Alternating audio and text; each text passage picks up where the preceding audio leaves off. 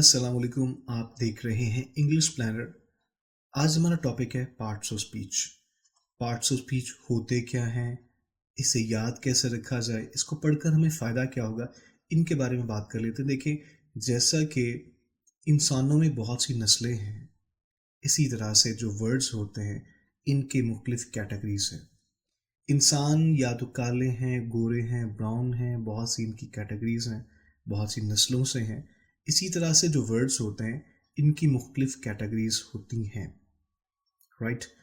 कोई वर्ब होता है, कोई नाउन होता है, कोई एडजेक्टिव होता है, कोई ऐसा वर्ड होता है जो कि किसी चीज़ की तारीफ के बारे में बात करता है, कोई ऐसा वर्ड होता है जो किसी काम को शो करता है।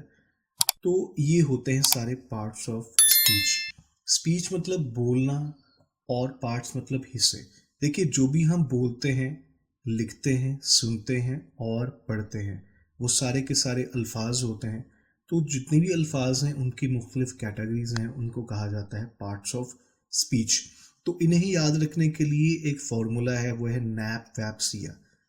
देखिए, आपको बहुत सी ग्रामर में 8 पार्ट्स ऑफ स्पीच मिलेंगे, कहीं पे 9 मिलेंगे, तो 9 भी सही हैं, 8 भी सही हैं। अभी हम बात करेंगे 9 के बारे में। नैप वैप्सिया कोई वर्ड नहीं है, बल्कि ये पार्ट्स ऑफ स्पीच को याद रखने का एक तरीका है। सबसे पहला है N. N mean noun. Noun मतलब नाम।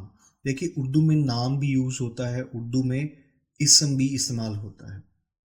इसम का मतलब भी नाम और नाम का मतलब भी नाम ही होता है। तो पहला है एन। एन मतलब नाउन। इसमें आपके सामने 3 सेंटेंसेस हैं। इसमें अली, हनान, स्कूल, बुक और टेबल ये नाम हैं किसी चीज़ के। तो कोई भी चीज़ दुनिया में हो सकती है और दुनिया में कोई भी चीज़ ऐसी नहीं है जिसका कोई ना कोई नाम ना हो। अगला हमारा पार्ट्स ऑफ स्पीच है, वो है एडजेक्टिव। एडजेक्टिव मतलब किसी भी नाम की खसूसियत। फेमस स्कूल, फेमस क्या है? खसूसियत। गुड स्टूडेंट, गुड क्या है? खसूसियत। एक्सपेंसिव बुक, एक्सपेंसिव क्या है? खसूसियत। खसूसियत चाहे क्वालिटी नेगेटिव में हो चाहे पॉजिटिव हो, क्वालिटी क्वालिटी ही होती है। मैं कहता हूँ this is a good boy, good उस बॉय की क्वालिटी है। अगर मैं कहूँ बैड बॉय, बैड उसकी क्वालिटी है। तो क्वालिटी नेगेटिव में भी आ सकती है, पॉजिटिव में भी आ सकती है। फिर उसके अलावा जितने भी हमारे वर्ड होते हैं जो क्वांटिटी होते हैं, क्वांटिटी मतलब 1 2 3, फ्यू, सम, लिटिल, ये क्वांटिटीज हैं सारी। तो ये सारे क्या हुए? Adjective, right. नेक्स्ट देखते हैं प्रोनाउन। प्रो एक ऐसा वर्ड है जिसके 3 मतलब हैं। Pro mean advance, pro mean होता है मिलता जुलता, हमायती, और प्रो का एक मतलब होता है प्रोफेशनल, राइट।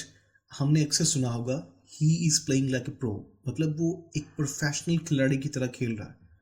तो प्रो नाउन का मतलब वो नाम से मिलता जुलता। देखें, जो वर्ड्स होते हैं हमारे पास, ही, शी, इट, आई, वो, दे, यू, इन्हें कहते हैं प्रोनाउन। ये भी बहुत से होते हैं, आपको पता चल जाएगा आहिस्ता आहिस्ता। इन सेंटेंसेस में पहले ही है, फिर यू है, फिर वी है। ये सारे के सारे प्रोनाउन हैं जो कि नाम की जगह पर इस्तेमाल होते हैं। मतलब मैं अगर कहना चाहूँ Ali is my friend, Ali मेरा दोस्त है, वो स्कूल जाता है, वो नमाज पढ़ता है, वो मेरा हमसाया है। अब मैं हर फिक्रे में लफ्ज़ अली यूज़ नहीं कर रहा, बल्कि वो इस्तेमाल कर रहा हूँ। तो इस तरह से इंग्लिश में भी एक ही बार नाम लिया जाता है, फिर ही या शी या जो भी कहना चाहें वो कह सकते हैं। नेक्स्ट हमारे पास वर्ब। वर्ब मतलब काम। देखिए, दुनिया में जो भी हम करते हैं वो सारे के सारे काम होते हैं, वो सारे के सारे वर्ब हैं। मतलब गोइंग लिखा हुआ है, रीडिंग लिखा है, प्लेइंग, ये सारे वर्ब हैं। और ये वर्ब जिनकी हम first form, second form, third form भी पढ़ते हैं, तो ये सारे वर्ब होते हैं। मैं आपको चाहता हूँ कि आसानी से बता सकूँ, कोई बड़ी डेफिनेशन नहीं। डेफिनेशन आपको मिल जाएंगी गूगल से, किसी बुक से, सेम होती हैं, आप याद कर लीजिएगा। नेक्स्ट है एडवर्ब। एडवर्ब मतलब वर्ब में कुछ ऐड करना, मतलब ये कोई बताना कि कोई काम कैसे हो रहा है। देखिए, अगर मैं कहूँ ही इज स्पीकिंग, वो बोल रहा है, लेकिन अगर मैं ये कहना चाहूँ कि वो कैसे बोल रहा है, तो मैं कहूँगा ही इज स्पीकिंग लाउडली, वो ऊंचा बोल रहा है। ही इज रनिंग स्लोली, वो आहिस्ता दौड़ रहा है। आई एम वर्किंग ऑनेस्टली, मैं ईमानदारी से काम कर रहा हूँ। तो ज़्यादातर इन वर्ड्स के बाद एल वाई यूज़ होता है। अभी हम बाद में देख लेंगे कि एल वाई कहाँ आता है, ये चीज़ें कहाँ आती हैं। नेक्स्ट हमारे पास प्रपोजिशन का मतलब होता है कि ऐसा वर्ड जो कि सेंटेंस में किसी चीज़ की पोजीशन को शो करता है। जैसा कि the book is on the table, book table के ऊपर है, तो पोजीशन शो की किसने, ऑन ने। अंडर भी यहाँ पे मैं लगा सकता हूँ। इन का मतलब हुआ अंदर, we are in the classroom, हम क्लासरूम के अंदर है, मतलब इन से पता चला कि हम क्लासरूम के अंदर है, हमारी पोजीशन ये है। He is going to school, वो स्कूल जा रहा है, तो टू यहाँ पे डायरेक्शन को शो करेगा। नेक्स्ट है कंजंक्शन, ऐसा वर्ड जो कि दो सेंटेंसेस को, दो फ्रेजेस को आपस में मिलाता है। ये बहुत से वर्ड्स हैं, एंड, बिकॉज, और, मतलब बहुत से वर्ड्स हैं।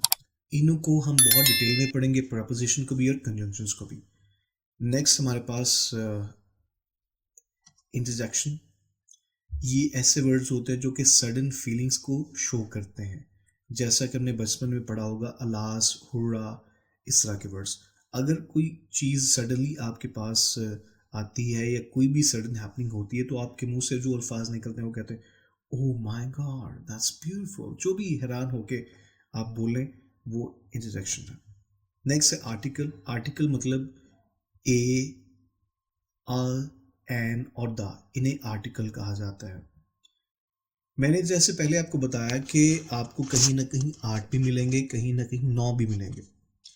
तो अब हमने आपको 9 पार्ट्स ऑफ स्पीच के बारे में बताया। देखिए, मैंने आपको कोई डेफिनेशन नहीं बताई, बल्कि सादा अल्फाज में समझाने की कोशिश की है। आगे चलकर हम इनकी डिटेल भी पढ़ेंगे, हम इनकी काइंड्स भी पढ़ेंगे, इनकी किस्में भी पढ़ेंगे, बट वो नेक्स्ट लेक्चर्स में। अभी आज के लिए इंट्रोडक्शन ही काफ़ी है कि आपको इतना पता चले कि पार्ट्स ऑफ स्पीच होता क्या है, राइट। इसी के साथ मुझे दीजिए इजाज़त, और अगली वीडियो में होगी मुलाकात। अगर आपको हमारा पढ़ाना अच्छा लगता है तो इस चैनल को शेयर भी करें और अच्छा सा कमेंट भी करें। आप जो भी सीखना चाहते हैं हमें बताएं, हम वीडियो बना के अपलोड करेंगे और आप सीख सकते हैं आसानी से। हमें दीजिए इजाज़त। अल्लाह हाफिज़।